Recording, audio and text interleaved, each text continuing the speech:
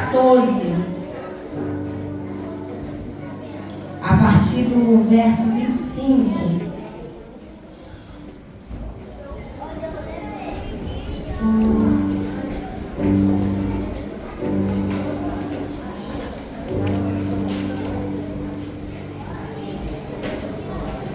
Aleluia. Lucas 14, a partir do verso 25. Glórias a Deus. Você bem rápida e sucinta.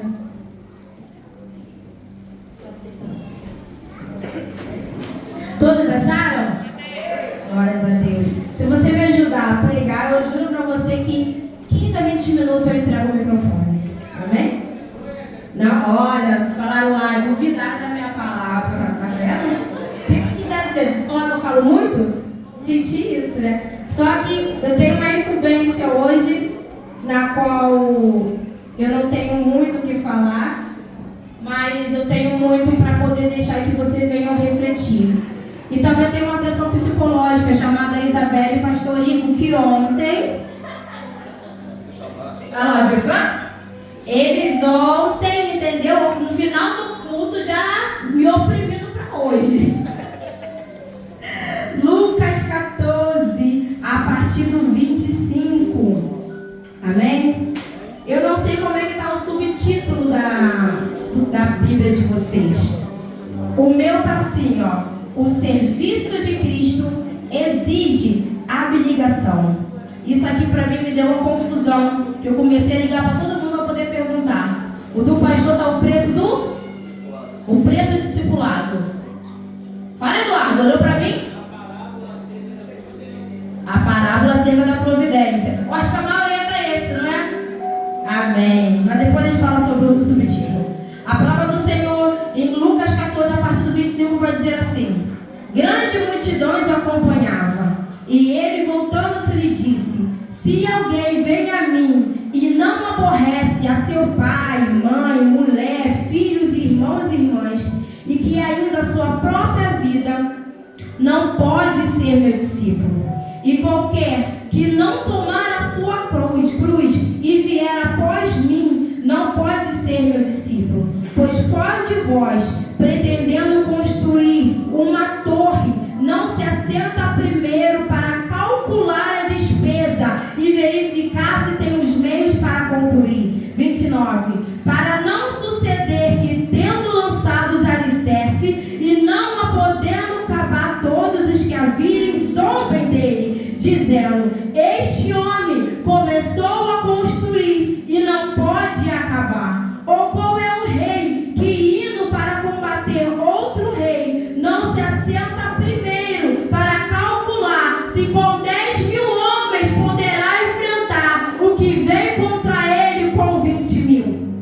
Caso contrário, estando outro ainda longe, e via ali uma embaixada pedindo em condição de paz. 33. Assim, pois, todo aquele que dentre vós não renuncia a tudo quanto tem, não pode ser meu discípulo. 33. Assim, pois, todo aquele que dentre vós não renuncia a tudo quanto tem, não pode ser meu discípulo. Pode se assentar, louvando e agradecendo ao nome do nosso Senhor. Eu vou iniciar esta noite uma pregação com uma pergunta que o Senhor me fez na minha casa na quinta-feira, quando Ele me deu esta palavra. E é uma pergunta que eu preciso de uma resposta para me continuar na minha pregação. Então eu peço aos amados irmãos que, em nome de Jesus, participe deste momento. Não existe resposta correta, não existe resposta certa, não existe resposta mais bonita do que a outra. Eu apenas preciso que vocês me deem uma resposta. E o Senhor falou assim, ó: por que você acha que se deve perdoar? Por que você acha que deve perdoar? É uma pergunta, irmão. E eu preciso de uma resposta. continuar a minha pregação.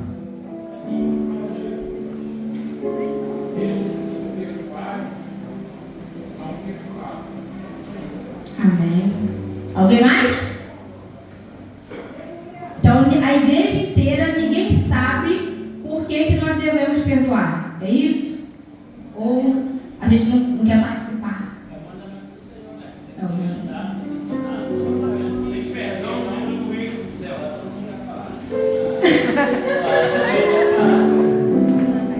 Sem briga, não, sem briga.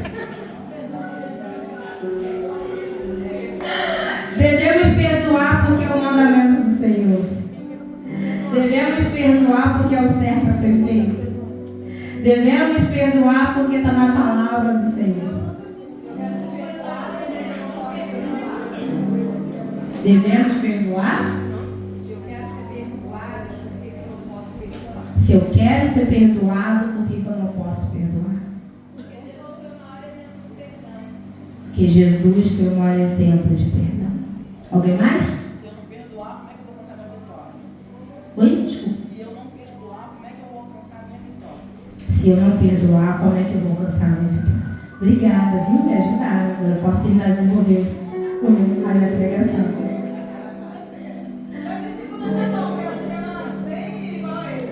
Amém. Glórias a Deus. Quando o Senhor falou comigo por que devemos perdoar, eu fui perguntar por que devemos perdoar. Por que, Senhor? E o Senhor ministrou uma coisa comigo. Nós não devemos perdoar porque é o certo a ser feito. Nós não devemos perdoar porque a Bíblia diz que deve perdoar. Nós não devemos perdoar porque nós queremos carregar uma mágoa. Nós não devemos talvez perdoar porque nós não queremos carregar um fardo que a falta de perdão vai causar. O Senhor ministrou meu coração e falou comigo bem claramente dentro da minha casa que nós devemos perdoar porque nós devemos seguir os mesmos passos de Jesus. Nós devemos perdoar porque nós devemos ser a semelhança, nós devemos fazer aquilo que o Senhor faria se estivesse aqui nesta terra. Então você não deve perdoar porque o certo é ser feito. Você deve perdoar porque você serve a um Deus e você entende que para servir a esse Deus você precisa todos os dias tentar ser um pouco parecido com Ele. Então você não deve perdoar porque você não quer guardar mágoa. Você não deve perdoar porque você não quer carregar algo para o seu futuro. Você não deve perdoar porque você acha que é certo. Você deve perdoar porque era isso que o Senhor faria se Ele estivesse aqui nesta terra. Então quando você pensar em algo, tem que perguntar se é isso que Deus gostaria que você estivesse fazendo. Então, quando o Senhor começou a ministrar comigo, uma das coisas que Ele falou comigo foi: não tem como você falar de perdão se você ainda não entendeu o significado da palavra renúncia.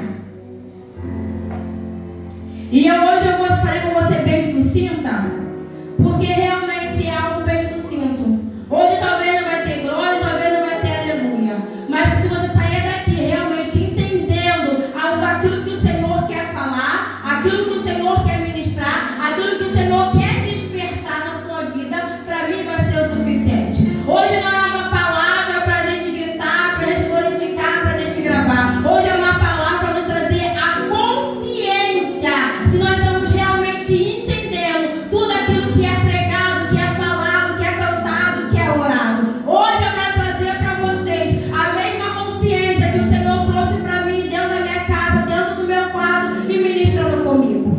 Aqui na minha palavra, aqui na minha Bíblia vai dizer assim, ó: o serviço de Cristo existe abnegação, que significa ação caracterizada pelo desprendimento e altruísmo, em que a superação da tendência egoísta da personalidade é conquistada em benefício de uma pessoa, causa ou princípio, dedicação extrema. Abnegação na religião significa renúncia à própria vontade em políticos ou princípio religioso. Na ética, ela significa sacrifício voluntário dos próprios desejos, da própria vontade ou das tendências humanas naturais em nome de qualquer imperativo ético. Perdão significa remissão de pena ou de ofensa ou de dívida, desculpa, ato pelo qual uma pessoa é desobrigada de cumprir o que era de seu dever ou obrigação de quem competia exigi-lo. E o perdão, na parte espiritual perante a Bíblia, quer dizer desistir de um ressentimento ou dívida, cancelando a ofensa e liberando o ofensor. É um ato de amor, compaixão e arrependimento que restaura a comunhão com Deus e com os outros. Assim como Deus perdoa os nossos pecados, nós também somos chamados a perdoar quem nos magoa, desfazendo a prisão espiritual que a mágoa nos causa. Renúncia, ato ou efeito de renunciar.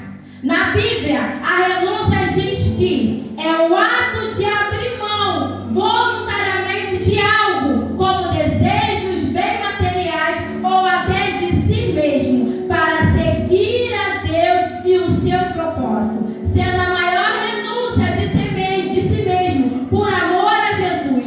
É um ato de obediência e confiança em Deus, priorizando os valores espirituais em detrimento dos temporais e resultando em vida eterna e libertação espiritual. Não tem como falar de perdão se você ainda não entendeu o verdadeiro significado da renúncia. Aqui em Lucas 14, no 25, o Senhor vai dizer: se alguém vier a mim e não aborrece a seu pai, a sua mãe, a sua mulher, a seus filhos. Aqui o Senhor está dizendo: se você quer seguir a mim, você tem que primeiramente entender que eu tenho que estar acima de todas as coisas. Se você quiser seguir a mim, você tem que entender que muitas das vezes você vai se levantar, às vezes para falar algo, e talvez seu pai, a sua mãe, seu filho, seu irmão, o seu vizinho, alguém não vai concordar. Mas o seu papel não é fazer a pessoa concordar. O seu papel é fazer o certo. O seu papel é obedecer. O seu papel é ser discípulo do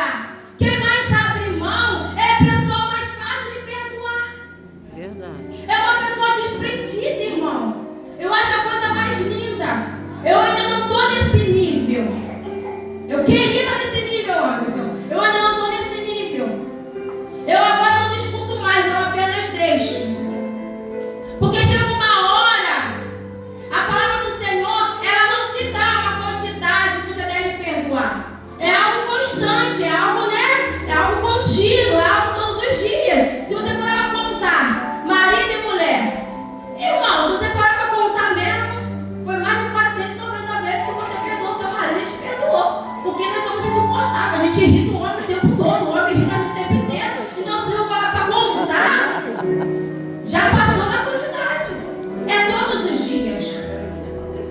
É todos os dias. A gente é insuportável. Coitado. Você tinha uma direta, não quero falar pra você não tô aqui pra armar contenda. Mas é todos os dias, não há uma quantidade para isso. Mas ao longo da caminhada com o Senhor, algo que eu aprendi é: não consegue perdoar, se cala. Não consegue falar, se cala. Por quê? Porque se você falar quando você está com raiva, você vai falar o que não é para falar. Porque você for tentar explicar quando você está com raiva, você não vai conseguir explicar. Então o que você fala? Se você ainda não está no nível de Jesus, para papum, te bater em você na mesma hora, perdoa, porque se me bater, eu quero devolver o tapa. Aí eu falei, eu não posso devolver, eu fico quieta e falo: Senhor, fica aqui comigo, não deixa que Pedro saia do meu corpo. Aí eu crio uma estratégia, eu não falo, fico na minha até me acalmar e conseguir falar. Mas se você não entende sobre renúncia, você não vai entender sobre perdão. Renúncia é algo além. Renúncia é algo acima de qualquer outra coisa. Quando você aprende de verdade a renunciar, você consegue perdoar com mais facilidade. Você consegue fazer as coisas com mais facilidade. E servir ao Senhor. Subir nesse altar para louvar e glorificar o Senhor. A primeira coisa que nós devemos aprender como cristão é renunciar. É renunciar a querer aparecer no flyer. É renunciar quando a sua foto não sai. É renunciar quando não te dão uma honra que você merecia. É renunciar quando não te abraçam como deveriam abraçar. É renunciar quando não te entendem como deveria entender. É renunciar quando não te aplaudem como deveria aplaudir. É renúncia. Uma pessoa que entende isso e que vive totalmente para Cristo, a nossa vida é mais fácil, a nossa caminhada é mais fácil. Sabe por quê? Você não fica mais prendido a isso. E como você não fica mais prendido a isso, você não se magoa mais com a facilidade que você se magoava antes. Aí ele fala assim, ó, você fala porque eu também falo.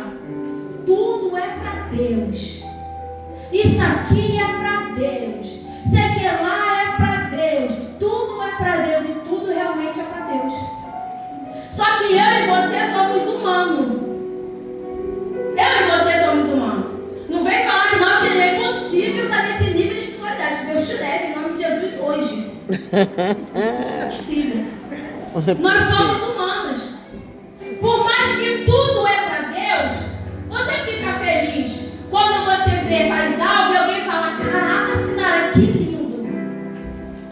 Você fica feliz quando você vem aqui e você ensaiou que nem louca e você dança e alguém levanta e aplaude e fala: caraca, que dança. Você fica feliz quando você vem aqui e louva e glorifica e a igreja é cheia e o povo você fica feliz e fala: caraca, hoje Deus te usou no louvor. Não vamos ser hipócritas. Nós gostamos. Só que a primeira coisa que eu e você fala quando é cristão é: tudo é para Deus. É só Ele que deve aparecer. É só Ele que deve crescer. Mas você também gosta quando alguém elogia quando você faz algo com as suas mãos. Então 100% tudo para Deus. 100% da glória só para Deus. Para de hipocrisia. Porque se alguém subir aqui, se o pastor ele subir aqui e elogiar a minha pregação e não elogiar a sua que foi ontem, tá ruim.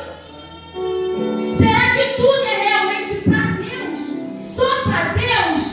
Mas quando você não recebe o seu tapinha nas costas, há um desconforto. Tudo é realmente para Deus. Se você não vê a sua foto, você reclama. Tudo é realmente para Deus.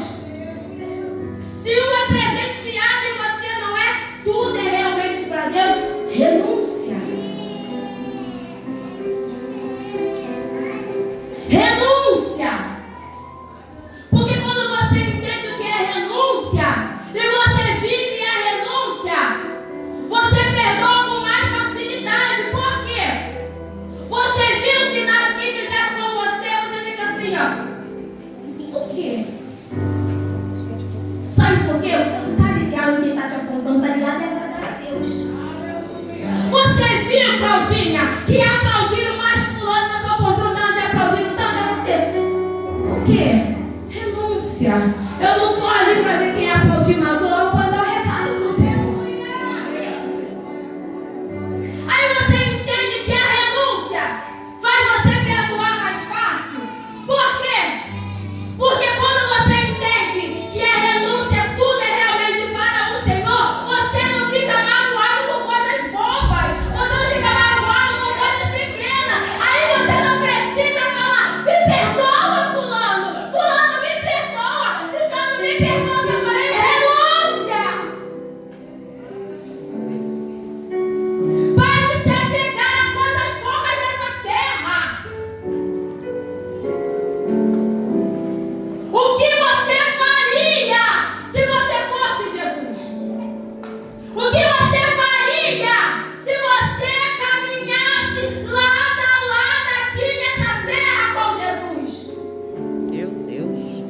Então, quando algo acontecer e você não concordar, em vez de você pegar e apontar e ficar com raiva e pro Insta, no Facebook, mandar mensagem pra fulana, pra ciclana, pra bertana, faz a pergunta que o Senhor mandou na minha casa. Era isso que eu faria? Aí eu não precisava dessa ignorância. Então, quando você pensar em algo, a pergunta que você deve fazer é: em meus passos, o que faria Jesus? Se eu sou a semelhança dele, se ele me fez, se ele me escolheu, se ele me separou, o que faria Jesus? Eu acho que a gente, como cristão, fizéssemos essa pergunta com mais vezes, nós erraríamos menos, nós cobraríamos menos, nós pediríamos, nós seríamos muito mais felizes, nós perderíamos com mais facilidade, se nós entendêssemos que o verdadeiro evangelho do Senhor é largar tudo para poder servir a Ele, é entender que muitas das vezes você não vai agradar, que muitas das vezes a sua verdade vai magoar.